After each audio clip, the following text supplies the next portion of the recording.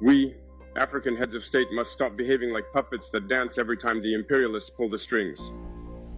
When we, the people, decide to defend ourselves, we are labeled as militias, but that's not the issue here.